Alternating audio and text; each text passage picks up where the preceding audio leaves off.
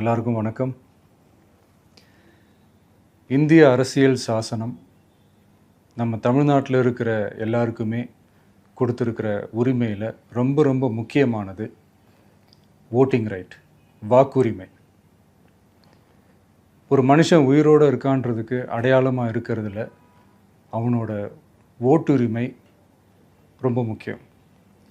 அதனால தான் voting is not only our right but also our life. ஒரு முக்கியமான விஷயத்தை பற்றி இப்போ நான் உங்ககிட்ட ஷேர் பண்ண போகிறேன். இது நான் ஃபஸ்ட்டு கேள்விப்பட்ட உடனே எனக்கே ரொம்ப ஷாக்கிங்காக தான் இருந்தது. இப்போ நான் பேசிகிட்டு இருக்கிற இந்த நேரத்தில் தமிழ்நாட்டில் இருக்கிற நம்ம யாருக்குமே ஓட்டு போடுற உரிமையே இல்லைன்னு சொன்னால் நம்புவீங்களா? நான் நீங்கள் உட்பட யாருக்குமே அது இல்லை. நான் பயமுறுத்துறேன்னு நினைக்காதீங்க, அதுதான் நிஜமும் கூட. கொஞ்சம் ஏமாந்தால் நம்மளை மாதிரியே இன்னும் லட்சக்கணக்கான பேருக்கும் இதே நிலைமை தான். ஓட்டு போடுற அந்த உரிமையே இல்லாத மாதிரி ஒரு நிலைமை வந்தாலும் வரலாம். இதுக்கு மெயின் ரீசன் அந்த எஸ்ஐஆர், ஸ்பெஷல் இன்டென்சிவ் ரிவிஷன், சிறப்பு தீவிர திருத்தம். இப்போது இந்த எஸ்ஐஆர் நம்ம தமிழ்நாட்டில் எப்படி ஒர்க் ஆக போகுது? கடந்த ஜனவரி மாதம் எடுத்த அந்த கணக்கெடுப்பில் 6,36,00,000 வாக்காளர்கள் நம்ம தமிழ்நாட்டில் இருக்கிறாங்க. ஆனால் அவங்க யாருக்குமே இந்த ஓட்டு போடுற உரிமையே இல்லை. அந்த பிஎல்ஓன்னு சொல்லுவாங்க, பூத் லெவல் ஆஃபீஸர்ஸ், வாக்குச்சாவடி நிலை அலுவலர். அவங்க தான் வீடு வீடாக போய் அந்த ஃபார்மை கொடுப்பாங்க. அதை நம்ம ஃபில்அப் பண்ணி கொடுக்கணும். அதை தேர்தல் ஆணையம் அதை எடுத்துகிட்டு போய் அதை ஸ்க்ரூட்டினைஸ் பண்ணி அது எல்லாமே கரெக்டாக இருக்கான்னு செக் பண்ணி பார்த்ததுக்கப்புறம் அந்த வாக்காளர் பட்டியலை வெளியிடுவாங்க. அந்த வாக்காளர் பட்டியலில் நம்ம பேர் இருக்கணும், அப்போ தான் நம்மளால் ஓட்டு போட முடியும். அந்த புது பட்டியல் வர்ற வரைக்கும் நம்ம வாக்காளர்களான்றது அது உறுதியே செய்ய முடியாது. இன்கேஸ் அந்த புது பட்டியலில் நம்ம பேர் இல்லைன்னா அது ஒரு தனி ப்ராசஸ், அது ஒரு தனி ஃபார்ம், அது ஒரு தனி கிளைம்ன்ற மாதிரி அது ஒரு வேறு வேலை. ஸோ இந்த மாதிரி நிறைய சிரமங்கள் குழப்பங்கள் இருக்கிறதுனால மக்களுக்கு இது மேலே ஒரு கன்ஃபியூஷன் ஒன்று இருக்குது. இது என்ன வெரிஃபிகேஷனா இல்லை ஒரு மறைமுக ரீரெஜிஸ்ட்ரேஷனா இல்லை இது ஒரு நியூ ரெஜிஸ்ட்ரேஷன் மாதிரியே தானா அப்படின்ற மாதிரி நிறைய கன்ஃபியூஷன் இருக்குது. அவங்க செய்ய வேண்டியதெல்லாம் ஒன்று தான். இந்த மாதிரி வீடு வீடாக போய் அந்த எனிமரேஷன் ஃபார்ம் நம்ம ஃபில்அப் பண்ணி கொடுக்கும்போது அதுக்கான அக்னாலேஜ்மெண்ட்டை அந்த பிஎல்ஓ அந்த ஆஃபீஸர்கிட்ட இருந்து நீங்கள் வாங்கிக்கணும். அது ரொம்ப ரொம்ப முக்கியம். இது நான் சொல்கிறது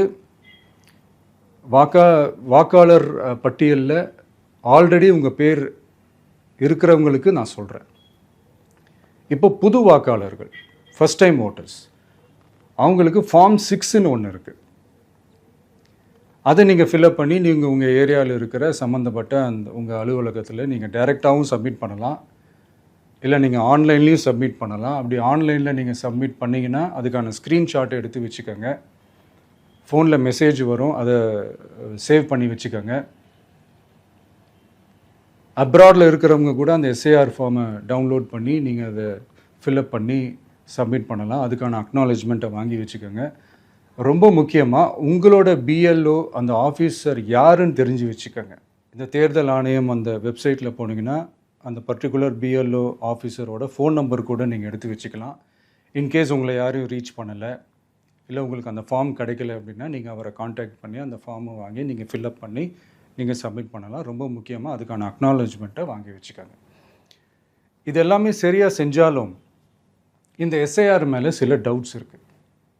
அது என்னென்னா, இந்த 6,36,00,000 வாக்காளர்களுக்கு ஒருத்தர் விடாமல் இந்த ஒரே மாதத்துக்குள்ளே எப்படி எல்லாருக்குமே அந்த ஃபார்ம் போய் ரீச் ஆகும்? ஒன்று. ரெண்டாவது, நீங்கள் வரும்போது வீட்டை பூட்டிட்டு வேலைக்கு போயிட்டு என்ன பண்ணுறது? இப்போ நீங்கள் வருவீங்கன்றதுக்காக வேலையெல்லாம் விட்டுட்டு வீட்டுக்குள்ளேயே உட்காந்துட்ருக்கணுமா? ஸோ இதில் மெயினாக பாதிக்கப்பட போகிறது உழைக்கிற மக்கள், ஏழைகள், வேலைக்கு போகிற பெண்கள். இவங்களுக்கு யார் கரெக்டான அந்த பதில் சொல்ல போகிறது? ஒரு நியாயமான எஸ்ஐஆர்னால் என்ன நடக்கணும்? இப்போது இறந்து போனவங்களை மார்க் பண்ணி அதுலேருந்து டெலீட் பண்ணணும். இப்போ போலி வாக்காளர்கள் இருந்தாங்கன்னா அவங்கள மார்க் பண்ணி டெலீட் பண்ணணும். இப்போ ஆல்ரெடி ஓட்டு இருக்கிறவங்களுக்கு எதுக்கு இந்த ரெஜிஸ்ட்ரேஷன் என்ற பேரில் இவ்வளவு குழப்பங்கள் அப்படின்றது தான் எங்கள் கேள்வி. இப்போ புதுசாக வர வாக்காளர்களையோ இல்லை ஓட்டு இல்லாதவங்களையோ சேர்த்தா பத்தாதா? இப்போ ரீசெண்டாக நடந்த இப்போ எலெக்ஷன் 2021, 24 எப்படி எல்லாருமே ஓட்டு போட்டோம்? அதில் ஓட்டு போட்டவங்க கூட இப்போ புதுசாக ரெஜிஸ்டர் பண்ணணும்னா அது ஏன் அந்த கன்ஃபியூஷன் அப்படின்றதான் நாங்கள் கேட்குறோம். அதனால தான் நாங்கள் எஸ்ஐஆரை எதிர்க்கிறோம். இப்போ புதுசாக சில கம்ப்ளைண்ட்ஸ்லாம் வர ஆரம்பிக்குது. அது என்னென்னா முக்கியமாக நம்மளுடைய டிவிகே தோழர்களுக்கு அந்த ஃபார்ம் கிடைக்க மாட்டேங்குது, கொடுக்க மாட்டேன்றாங்க அப்படின்ற சில கம்ப்ளைண்ட்ஸ். இது யார் பண்ணுறாங்க அப்படின்றது நான் தான் சொல்லி தெரிய வேணும்னு ஒன்றும் அவசியம் இல்லை உங்களுக்கு. இப்போ இருக்கிற ஆட்சியாளர்கள் அவங்களுக்கு கைப்பாவையாக இருக்கக்கூடிய சில பேர் இதை செய்ய ஸ்டார்ட் பண்ணியிருக்கிறாங்க. அதனால் மைடியர் வர்ச்சுவல் வாரியர்ஸ், இதை சாதாரணமாக எடுத்துக்காதீங்க. இது எல்லாருக்குமே அந்த ஃபார்ம் போய் ரீச் ஆகணும். இதில் ரொம்ப உறுதியாக இருங்க. அதையும் மீறி உங்களுக்கு அந்த ஃபார்ம் கிடைக்கலன்னா இருக்கவே இருக்கும் ஆன்லைன்.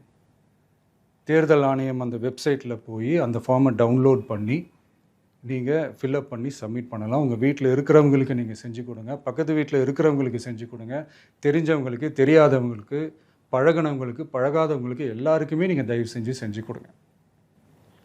அண்ட் ரொம்ப முக்கியமாக நம்ம ஜென்சி கிட்ஸ், நம்ம ஃபஸ்ட் டைம் ஓட்டர்ஸ், நம்ம புது வாக்காளர்கள், நம்ம நண்பா நண்பிகள், அவங்க ரொம்ப கேர்ஃபுல்லாக இருக்கணும். நான் ஆல்ரெடி சொன்ன மாதிரி உங்களுக்கான ஃபார்ம், அந்த ஃபார்ம் நம்பர் 6, அதை கரெக்டான டீட்டெயில்ஸோட கரெக்டான உங்கள் டாக்குமெண்ட்ஸை வச்சு அதை சப்மிட் பண்ணுங்கள். ஏன்னா வரப்போகிற தேர்தலில் நீங்கள் தான், அந்த ஜென்சி வாக்காளர்கள் தான் மிக முக்கியமான ஒரு ஃபோர்ஸ் அப்படின்றது எல்லாருக்குமே தெரிஞ்ச ஒரு விஷயம். அதனால் உங்களை டிஸ்டர்ப் பண்ணுறதுக்கு, உங்கள் பேரை அதில் இன்க்ளூட் பண்ணாமல் செய்கிறதுக்கு என்னென்ன வேலைகள் செய்யணுமோ, என்னென்ன தில்லுமுள்ளு வேலைகள் செய்யணுமோ எல்லாமே அவங்க செய்வாங்க. இது நமக்கு எல்லா திசையிலையும் எல்லா பிரச்சனைகள் கொடுத்துட்டு தானே இருக்கிறாங்க. அது டிஃபால்ட்டாக நடந்துட்டு தான் இருக்கும். அது ஒன்றும் பண்ண முடியாது. ஸோ அந்த மாதிரி ஓட்டு போடுற விஷயத்துலேயும் அவங்க என்ன உத்தரமராக மாறவா போகிறாங்க? நான் சில மீட்டிங்ஸ்லலாம் ரிப்பீட்டடாக ஒரு விஷயம் நான் சொல்கிறேன்ல, 2 பேருக்கு நடுவில் தான் போட்டி அப்படின்ட்டு. அது மேடைக்கு மேடை அவங்க அதை ப்ரூவ் பண்ணிகிட்டு இருக்கிறாங்க. அதனால் தோழர்களே, வரப்போகிற தேர்தலில் நம்ம யாருன்னு காட்டணும், நம்ம பலம் என்னன்னு காட்டணும். அதுக்காக அந்த பலமான, அந்த பவர்ஃபுல்லான ஆயுதத்தை நம்ம கையில் எடுக்கணும். அந்த ஆயுதம் வேறு எதுவுமே இல்லை, ஓட்டு, வாக்கு, ஜனநாயகம். அது இருந்தால் தான் நம்ம அந்த வெற்றியை நோக்கியே நம்மளால் பயணிக்க முடியும். தமிழ்நாடே அந்த வாக்குச்சாவடி முன்னாடி திரண்டு நிற்கணும். அதை பார்த்துட்டு தமிழ்நாடே தமிழக வெற்றி கழகமா இல்லை தமிழக வெற்றி கழகம் தான் தமிழ்நாடா அப்படின்ற மாதிரி இருக்கணும். வீடுன்னு ஒன்று இருந்தால் தான் ஓடு மாற்ற முடியும்னு அறிஞர் அண்ணா அவர்கள் சொல்லியிருக்கிறாங்க. அந்த மாதிரி ஓட்டுன்னு ஒன்று இருந்தால் தான் இந்த நாட்டையே காப்பாற்ற முடியும். அப்புறம் இன்னொரு முக்கியமான விஷயம், அந்த எனிமரேஷன் ஃபார்ம் நீங்கள் ஆன்லைனில் நீங்கள் ஃபில்அப் பண்ணும்போது அதில் ஒரு சில ப்ராப்ளம்ஸ் வர்றதுக்கு வாய்ப்பு இருக்குது. அது உங்களுடைய ஓட்டர் ஐடியில் இருக்கிற உங்கள் பேரும் ஆதார் கார்டில் இருக்கிற பேரும் அந்த ஸ்பெல்லிங், இனிஷியல்ஸ் எல்லாமே ஒரே மாதிரி இருந்தால் தான் அது அக்செப்ட் ஆகும், இல்லைன்னா அக்செப்ட் ஆகாது. அது கொஞ்சம் கேர்ஃபுல்லாக பண்ணுங்கள். அது கொஞ்சம் யூசர் ஃப்ரெண்ட்லியாக இருக்கலாமேன்னு கேட்டதுக்கு அதெல்லாம் முடியாது, அதுக்கெலாம் வாய்ப்பு இல்லை, அதுக்கெலாம் ஆளுங்க இல்லை, பண்ண முடியாதுன்னு ரிப்ளை பண்ணிட்டாங்க. ஸோ அதனால் மைடியர் டிவிகே தோழர்களே, மைடியர் ஜென்சி படை பலமே, உஷாராக இருங்க, கான்ஃபிடெண்ட்டாக இருங்க. நல்லதே நடக்கும். வெற்றி நிச்சயம். மீண்டும் சந்திக்கும் வரை நன்றி, வணக்கம்.